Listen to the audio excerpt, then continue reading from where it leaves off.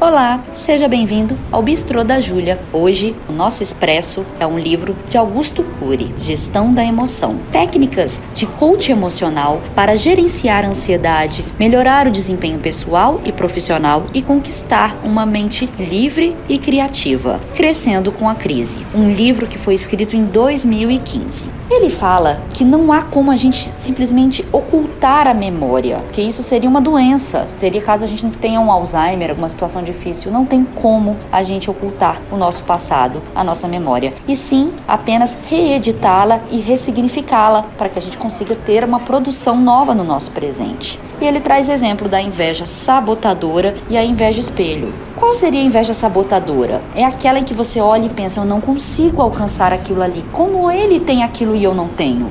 É a lei do menor esforço, aonde eu trago os meus sentimentos de raiva, ódio, ciúmes. Toda inveja sabotadora, ela é predadora, destrutiva e asfixiante. Já a inveja espelho trabalha muito o sentimento de admiração, quando eu olho o outro e penso, vou galgar o meu caminho. Como eu chego ali? Se a pessoa que eu estou olhando e admirando chegou, quais os passos que eu faça o meu próprio caminho? E aí a inveja espelho te oferece a possibilidade de conquistar, desenvolver competência, sua família, sua empresa, seu social, seu financeiro. É onde você olha e você busca galgar. É a lei do maior esforço. E ele traz várias técnicas de gestão da emoção. Pensar antes de agir, não reagir pelo fenômeno da ação e reação, exaltar a pessoa que erra e antes mesmo de exaltar o erro que ela fez. Nossos cérebros, eles são complexos e é por isso que a gente precisa de um treinamento sofisticado. É por isso que nós, seres humanos, temos um tempo muito mais longo de autonomia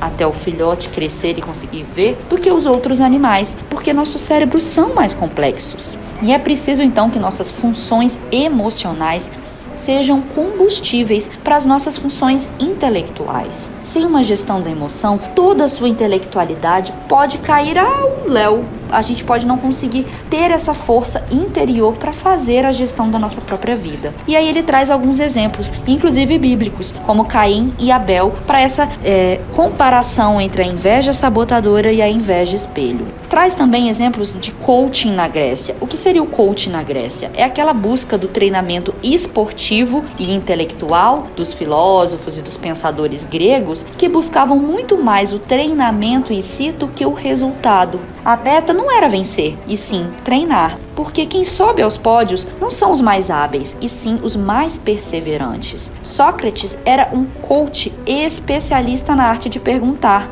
E as respostas, elas se tornam câncer das novas ideias. Traz aqui exemplos, então, das metas da mega técnica de gestão da emoção. 1. Ser fiel à sua consciência, e traz como exemplo Sócrates, que aceitou o suicídio do que se desfazer dos seus próprios valores, diferente de crenças limitantes. É preciso a gente observar a diferença entre a gente estar aberto, tá, para reduzir e ressignificar as nossas crenças, e a diferença entre você ser fiel àquilo que você acredita, a sua própria consciência. Contemplar o belo, e aí ele traz o exemplo de Viktor Frankl no livro Em Busca do Sentido, que a gente busca sempre olhar. No caso de Viktor Frankl, era contemplar mesmo a própria mente humana, aqueles que se mantinham vivos frente a uma situação de guerra tão, assim, do holocausto tão deprimente. Encontrar-se com a existência da própria vida, tá? Tornar-se cada vez mais intenso e não tenso. E ser altruísta, porque ser altruísta é o prazer de se doar, se entregar mais e se enclausurar menos. O prazer de viver e a liberdade emocional, elas exigem libertar os outros, libertar as outras pessoas e não confiná-las emocionalmente falando. Pensar como uma humanidade, porque fazer uma outra pessoa feliz gera dentro da gente uma explosão motivacional. Doar-se sem esperar contrapartida,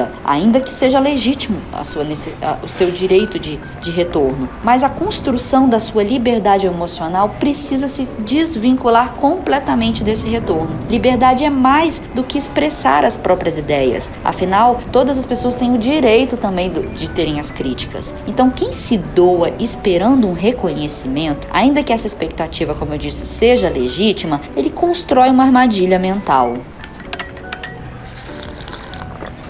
Ninguém nasce livre ou preso no sentido da nossa emoção. Na nossa emoção, todos nós nascemos neutros. E aí, com o tempo, com as agruras da vida, vamos nos encarcerando pelo sofrimento antecipado, pelo conformismo, pelo coitadismo, pelo baixo limiar às frustrações e pela inveja sabotadora. Então, para você ter uma estabilidade emocional, você não pode comprar aquilo que não te pertence, você precisa soltar. É preciso que você veja a possibilidade de soltar todos os seus dores emocionais para que você consiga ser criativo e levar a sua vida adiante. E aí ele traz alguns exemplos, como o coach na história. Ele fala do Império Romano, que durou mais de 700 anos. Foi injusto, sim, sabemos, não estamos falando a favor de guerras. E ninguém ama ser dominado. Mas como o Império Romano conseguiu se manter por tantos anos? Porque eles mantinham respeito pela liberdade dos seus dominados, pela cultura e pelas práticas religiosas desses povos. Com isso, eles irrigavam um inconsciente coletivo dos povos. Nenhum líder deve relaxar nas primaveras, mas treinar as habilidades e se preparar para os invernos. E assim ele faz esse comparativo entre o coach do passado e o coach moderno. E traz alguns itens muito interessantes para a gente dar uma olhadinha aqui, como a disciplina para treinar incansavelmente, a determinação para sobreviver ao cárcere da rotina, o anti-imediatismo, para valorizar o processo tanto ou mais do que o próprio resultado, planejamento a médio e longo prazo para construir resultados sustentáveis, coragem para enfrentar os riscos, pois sem riscos nós nos encarceramos na masmorra do tédio, humildade para valorizar as vitórias e uma generosidade para exaltar os derrotados, capacidade de se reinventar no caos, quando o mundo desaba sobre si. É preciso renunciar à busca de ser perfeito, é preciso renunciar à própria perfeição. Então, para isso, você precisa ter uma autoconsciência e uma análise do eu. Quem eu sou? Eu cedo para uma qualidade de vida? Eu busco essa qualidade de vida em mim? Como eu posso fazer outras pessoas mais felizes? Eu me embriago pelo conformismo ou eu tenho sede de aprender, coragem intensa de me reciclar? Busque um automapeamento. Porque quem não se automapeia não se localiza. Quem tem medo de se ver será aterrorizado pela vida. Então, estabeleça metas claras, tenha foco e disciplina. Todas as escolhas implicam em perdas. Ninguém pode alcançar o essencial se não estiver disposto a perder o trivial. Aí ele traz exemplo de um eu tímido, fragmentado, distraído, que não vai conseguir sobreviver ao caos, ainda que o caos seja apenas a rotina. Se eu considerar na pandemia, um eu tímido, fragmentado, distraído, não consegue viver tantas lutas internas, emocionais, do isolamento, quanto as dores das perdas, as dificuldades do mundo numa situação como estamos atualmente. E aí ele vem trazendo outros exemplos de pessoas que não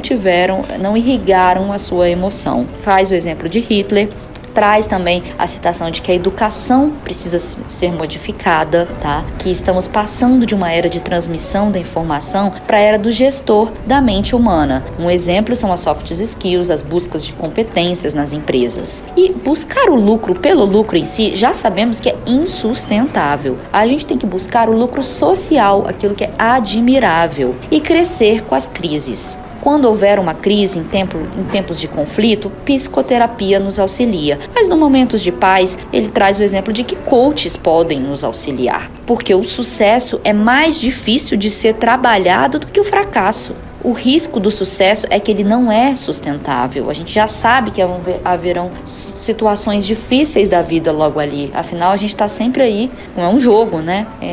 Então, para ser um líder, você não precisa anular a sua sensibilidade. Muito pelo contrário, é por meio dela que a gente ilumina a vida. A gente consegue trazer poesia. Um líder não anula a sensibilidade, nem elimina a poesia da vida. Ele irriga. Quem vence sem riscos, triunfa sem glórias.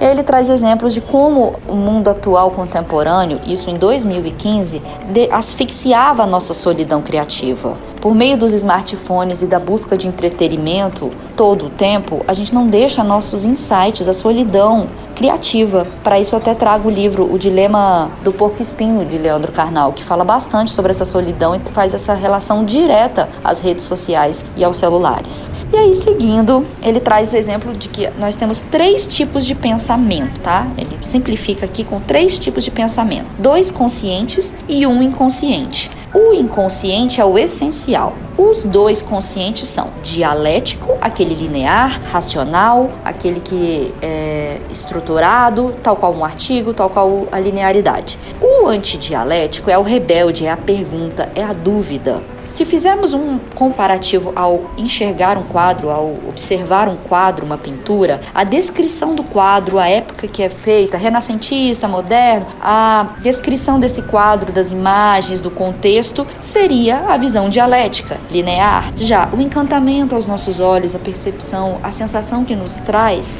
o contemplamento, seria o antidialético. E qual seria o essencial? O pigmento da tinta, os átomos, as moléculas.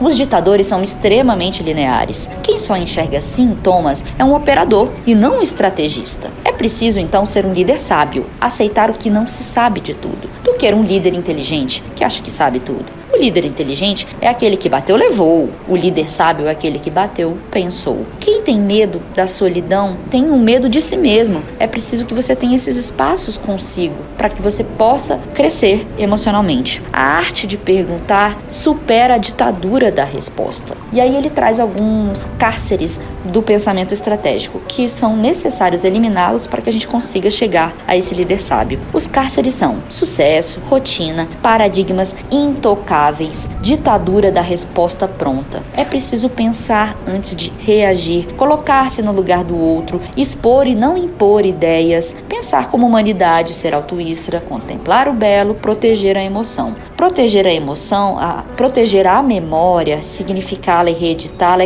não tem como apagá-la, e sim reconstruí-la. Então, a gente precisa aceitar e compreender a vulnerabilidade da vida, ter o perdão e o auto-perdão. Também fala o livro do gasto de energia emocional inútil. A gente precisa sempre observar se este gasto está sendo favorável ou completamente inútil no meu emocional. Porque se somos carrascos com os nossos cérebros, como seremos generosos com o planeta?